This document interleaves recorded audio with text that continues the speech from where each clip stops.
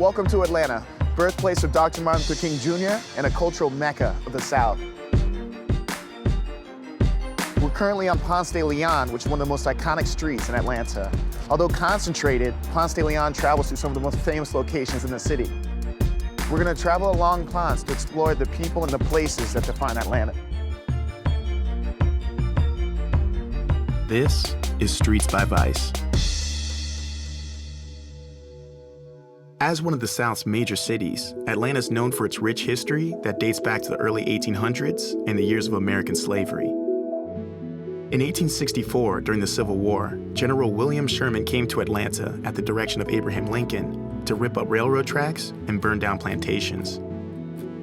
As a result, black people would follow Sherman to wherever he was because they knew they were protected. Because of this, many freed slaves came to the city of Atlanta and were able to start businesses and establish a black middle class. This helped cultivate Atlanta into what is known as today, a black city. Part of Atlanta's cultural evolution was also due to the civil rights movement.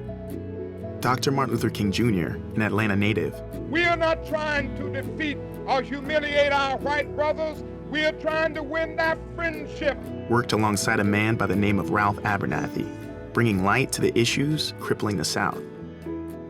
I went to visit Mrs. Juanita Abernathy, Ralph's widow and one of the last surviving leaders of the civil rights movement. What was the relationship between Ralph Abernathy and Martin Luther King? Oh, they were best friends. We went on vacations together. Our children grew up together. Whatever one did, the other did. They were inseparable. And this is when the Montgomery bus boycott started, my husband was pastoring the oldest Black Baptist church in Montgomery. When Rosa sat down that day, he called Martin King, who was the new pastor at Dexter Avenue Baptist Church. And they deliberated on who was gonna do what. And Monday morning, the buses rolled empty. 381 days, the Negroes of Montgomery walked or rode in special carpools. The half-filled and sometimes empty buses made the effect of the boycott felt. Animosities buried beneath years of social custom struck dangerous sparks in the tense atmosphere of Montgomery. And really changed America because that was the first successful boycott that had ever taken place in our country. They threatened to kill us every day. They decided they would make good on it one night. They bombed our house. Kwame, can you bring me that picture? And I was in it. If that dynamite had been 1 inch closer, this is your main gas line. Right. That's where they put it. Right? We would have gone up in smoke. And this didn't stop you. Oh, no. It didn't stop anything. Mm-mm. They bombed our church 15 minutes after they bombed that house. This is here. This is here in Atlanta. Oh, that's in Atlanta? Yeah, this one is here in Atlanta. Oh, wow. And how instrumental was Atlanta for the civil rights movement? After the bus boycott was successful, they needed to do the same thing in other areas of the South. So they organized SCLC, right. Southern Christian Leadership Conference, in an effort to spread it. And when they organized SCLC, they came to Atlanta so that it could go throughout the country. And to do it through nonviolence. Mm-hmm. Naturally, it took on. People decided then that if you stand together on a common cause, you can be forceful. During segregation, Atlanta was divided in such a way that certain streets became markers for racial divide within the city. Ponce de Leon was one of those streets. Anything south of Ponce was considered to be black. That was the racial line. Race in space is what it's often called. The idea is that Ponce was the dividing lines, and this includes the Old Fourth Ward. This includes areas that go just south of Georgia Institute of Technology. The real conversation today is not necessarily about race per se, but it's about class. It's about who can afford to live where. To find out more, I met up with Dr. Dax, an artist and creative who grew up on Ponce, to talk about the recent ways in which the street and Atlanta have evolved. So what's the significance of Ponce de Leon in Atlanta? Well, I think originally, the street was very important because this is what I consider the heart of Atlanta. We're over here approaching the legendary Claremont Hotel, which has seen better days, as you can see, Yeah. This place used to be everything, though. This was definitely like our Chelsea hotel, man. A lot of legendary people came out of here. For instance, we whooped the shit out of Gigi Allen in this place. And now Was it here? Yeah, he lived in here. I really hate to see it fucked up like that, man, because this is the heart and the soul of the street right there, And thank God that we still have the Claremont Lounge to visit. Right. Atlanta's historically segregated. Would you still say it's segregated? Not so much, no. I think we've gotten to a really good place now. But when I moved here in '85, it was totally segregated. This is Ponce de Leon, which crosses over some main streets. A boulevard being one. Moreland is Moreland going that way, but if you go this way, it becomes Briarcliff. And that was for racial segregation. It's the same street, two different names. The white people lived on the north side and the south side, and all the black people were always this way. And that was the reason there was two different names for every street down near. So what was special about Atlanta? What's special about Atlanta, and I guess remains special about Atlanta, is just we keep passing the test of time, It hasn't just been a phase or a fad. We keep setting the standards for dance to, how music sounds. We're kind of like the blueprint for what's cool.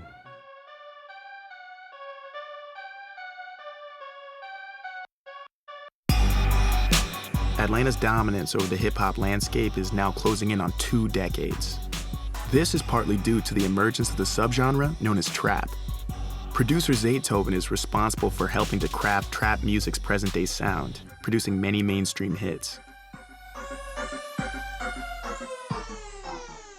So how would you describe and explain trap music to people who have never heard of it before? I would say it's hustling music, it's energetic music, it's unpolished music, it's soulful, and it's hardcore at the same time, spontaneous music. Reality music. You're an architect when it comes to this trap sound, and it's actually more of a genre now. Yeah. I feel like when I was coming up, it wasn't even a genre, it was just a reality. So I didn't really have any influence of making my music or try to sound like somebody else's.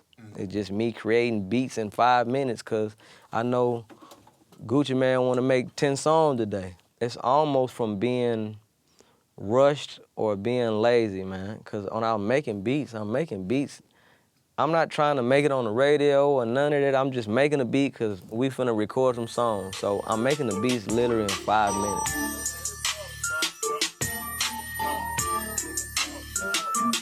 Me and Gucci, I think, created the type of trap sound that it is now.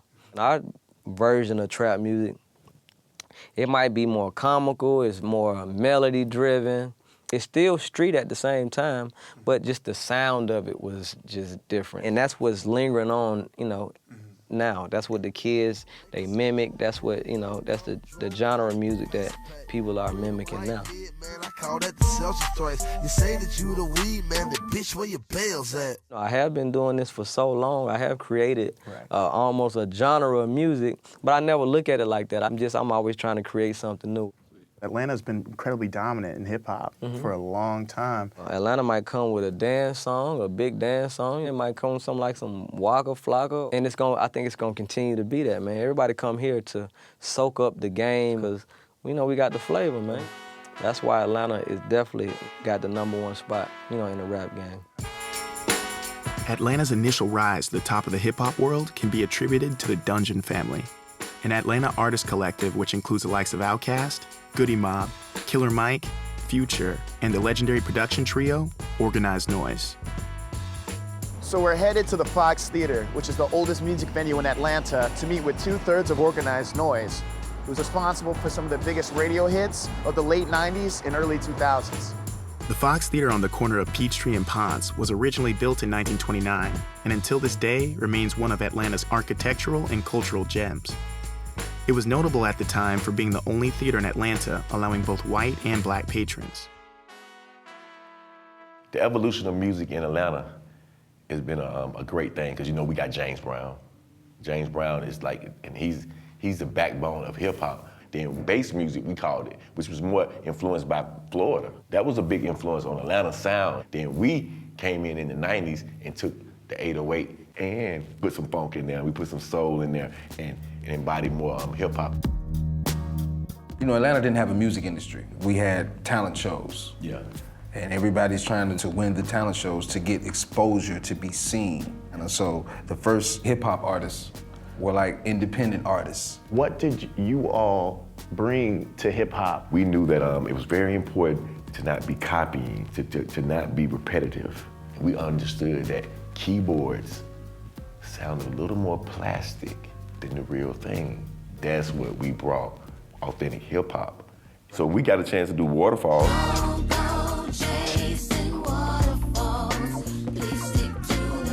The fact that you were hip enough to be on a beat with some hip hop drum, they like, this ain't bubblegum. Right. This ain't throwaway. And that's what, when I think about us and our sound, like even when we did So Fresh, So Clean later on for Outkast, and you listen to the diversity of the drum, the hip hop beat.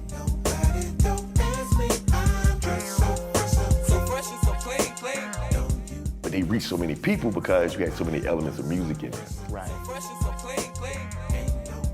You guys started in the early 90s, but you can still see the impact of Dungeon Family today with Future, with Janelle Monáe. In a time where people don't really buy into artists, you know what I'm saying? They buying songs or whatever, like, or they just buying it in whatever the sound is. I think the fact that we really are students of music, you know what I mean? So I think you get a chance to have the rewards of a Killer Mike or a Future. Even if we're not with those artists holding their hand, they still embodying what we be representing. We consider Atlanta the heartbeat of the urban sound. Like, we're not gonna settle for the status quo. A little further down the street on Ponce lies an Atlanta landmark very different than the Fox Theater. The Claremont Lounge beneath the now run-down Claremont Hotel is a strip club unlike any other, a strip club that reminds you how weird this street can really be. So we're at the Claremont Lounge right now, which is the longest standing strip club in Atlanta, and we're gonna meet Blondie, who's the most famous woman probably on Ponce de Leon. Thank you, Blondie, for having us. Thank you for having me. How long have you been at the Claremont Lounge? 37 and a half years, and I've been dancing for 40 years. But we like women that are kind of curvy. We have skinny girls. The skinny girls don't make no money. Gotta be a little bit curvy, and I'm quite curvy, but I've got the legs. What's your favorite thing about Atlanta? That I'm popular. No. That I've been given so many opportunities. Atlanta's a great town, and I love it. I have to go. I have to pee. All right, let's go pee. And then I'm gonna go get some beers and some liquors.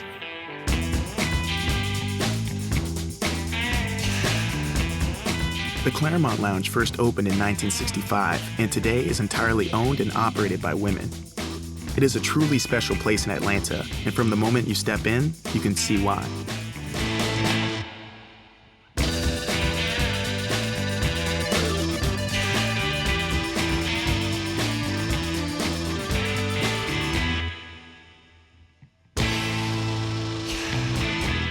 Ponce de Leon's old soul can still be felt in pockets throughout the street, but with it rapidly becoming more and more developed, the neighborhoods it connects are feeling the effects, particularly in the Old Fourth Ward.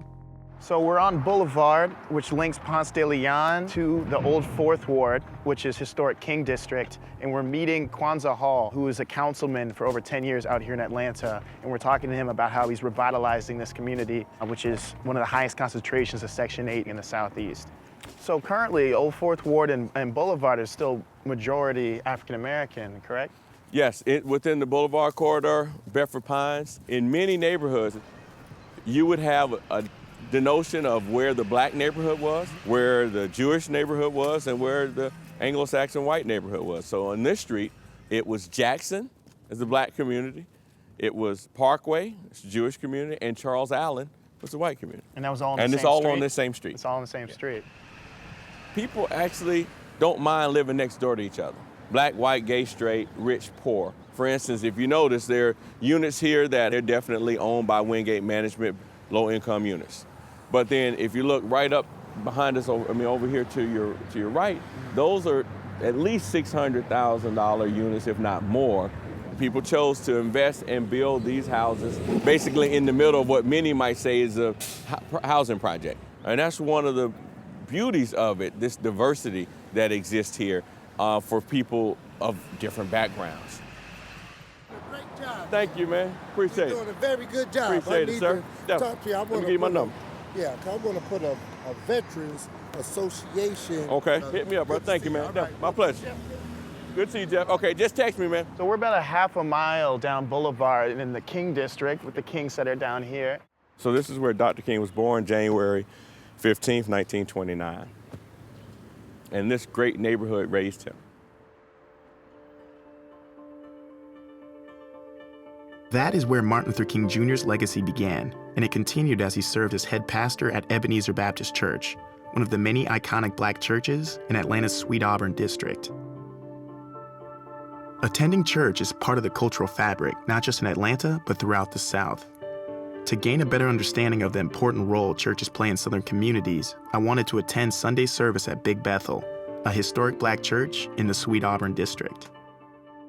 So we're at Afrocentric Network right now with SHELLEY from Big Bethel, and tomorrow is actually Heritage Day, and for Black History Month, they dress up in dashikis, so we're buying one to attend church tomorrow. Let's see if we can find you something to wear. Well, what color do you like? What's your favorite color? I'm actually colorblind. Thanks. But Kill, how does it fit? it fits pretty good. Let's see. What do you think? I like it. You like it? Well, I don't know. This looks like this might be Is it? your Sunday best. This is my Sunday best. Yeah, this is your Sunday best. Do it, Big Bethel.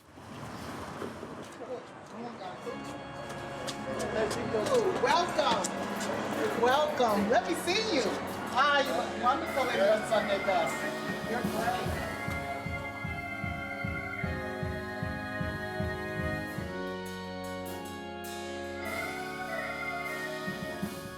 The mission of the church is to go out and impact the community and do it in positive ways. Then we can have a very real impact on the community. So with Big Bethel, you may notice that there's a 16-story high-rise right in back of us for Section 8 housing. Well, that's owned and built by Big Bethel back in the 1970s. So what we try to do is put forth the positive programs that will impact the people and impact the community in such a way that we can have a real presence in the community. It stands as one of the iconic churches on Auburn's. And so there were all these black businesses that were here. But as we went through post-civil rights, then the black businesses went away. And then a lot of buildings went into decay and other things. But we're kind of now, in the past 7, 8 years, kind of making a rebirth. You have liberated us. You have set us free. Free at last. Free at last. Thank God Almighty, I am free at last.